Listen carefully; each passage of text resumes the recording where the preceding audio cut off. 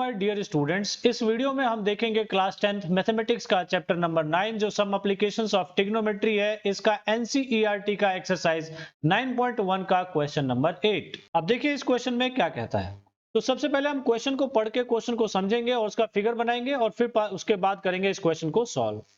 Question कह रहा है एक स्टैचू है जो 1.6 मीटर टॉल है, stands on top of a pedestal. वो एक पेडेस्टियल के टॉप पे उसको खड़ा किया गया है।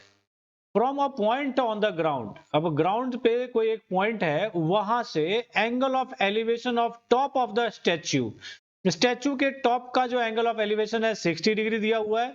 And from the same point, और उसी पॉइंट से angle of elevation of top of the pedestal, जिसके ऊपर वो स्टैचू खड़ा है, उसके टॉप का जो एंगल ऑफ एलिवेशन है 45 डिग्री है। कह रहा है find the height of the pedestal. तो पेडेस्टियल का हाइट निकालना है। मतलब कि फिगर कैसा बनेगा, एक पेडेस्टियल है, पेडेस्टियल के ऊपर स्टैचू खड़ा है और दूर पॉइंट से उस स्टैचू के ऊपर भी और स्टैचू के पैर पे भी दो हमारे एंगल बन रहे हैं। तो इसका फिगर मैं आप बनाता हूं आपके सामने। तो ये आप देख सकते हैं मैंने ये फिगर बनाया है जिसमें यहाँ पे ये हमारा स्टैचू है। तो इसको स्टैचू को मान लेते हैं ये ए बी, और ये पेडेस्टियल के ऊपर खड़ा है तो पेडेस्टियल हम ये बी सी को मान लेते हैं, ये पेडेस्टियल है। और दूर जो पॉइंट है उसे हम यहाँ पे मान लेते हैं ये डी।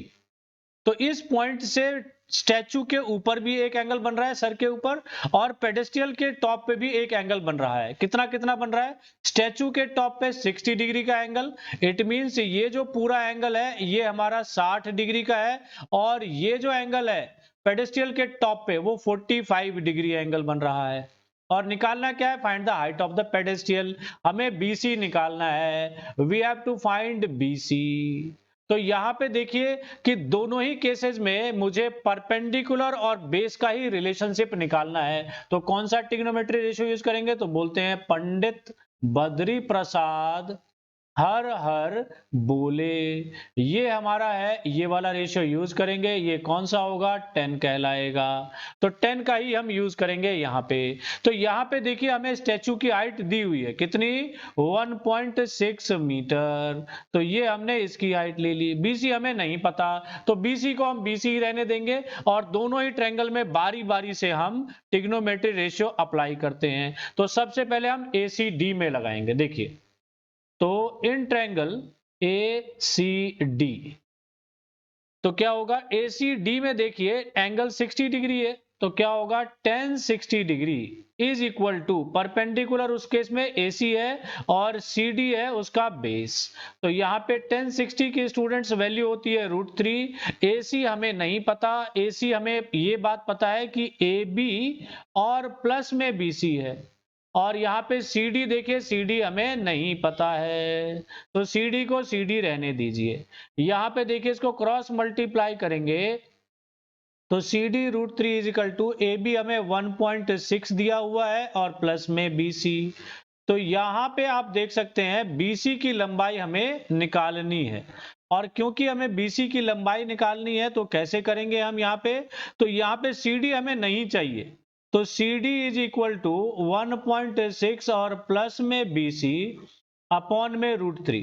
इसको भी आप रेशनलाइज कर सकते हैं, लेकिन आप ऐसे छोड़ दीजिए क्योंकि ऊपर दो आपके टर्म दिख रहे हैं। तो इसको आप ऐसे ही छोड़ दीजिए, इसको बाद में हम सिंप्लीफाई करेंगे। ये फर्स्ट इक्वेशन हो गया। अब लिखेंगे now in triangle, now in triangle आप किस में देखेंगे, BCD में देखेंगे। BCD, यहां पे मैं आप लोगों के लिए लाइन खींच दूं। ट्रायंगल BCD में देखिए क्या होगा, तो इसमें 45 डिग्री होगा।